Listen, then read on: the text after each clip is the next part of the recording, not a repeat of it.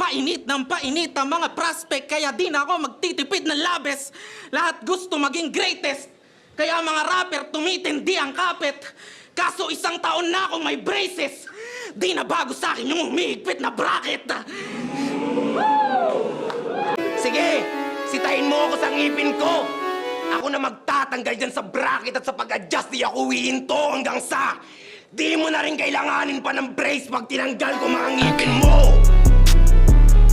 Mga kagaya mong tunog mo, tusmatic masasantabi. Ang mali nyo lang pre, di kayo naniwala kay Laxartis na parating pa lang kami.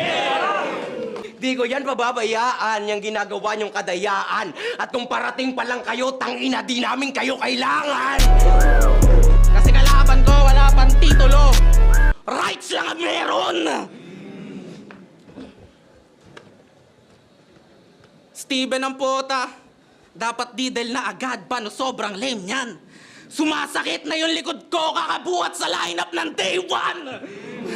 Hanggang sa lumampas na nga yung balat, mawala na yan sa bilog. Nang makita nyo naman tong tago sa tomboy pag may dugo na sa likod.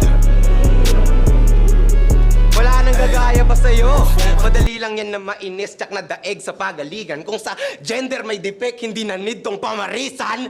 Balik pulo kanyang effect sa kanyang isla na naiwan. Ito'y factory reset, ibabalik kita sa pinanggalingan. Kasi masyadong mayabang itong pirata. Akala nyo sobrang galing. Tung di marunong gumamit ng mapa, pues di na makakabalik. Kahit ano pa man kanyang kawin, at kahit damit pa ay balik ta rin. At kahit magsisisigaw ka man, men, nasi gumamit na nga ng mapa, puta, naliligaw ka pa rin. Naliligaw ka pa rin.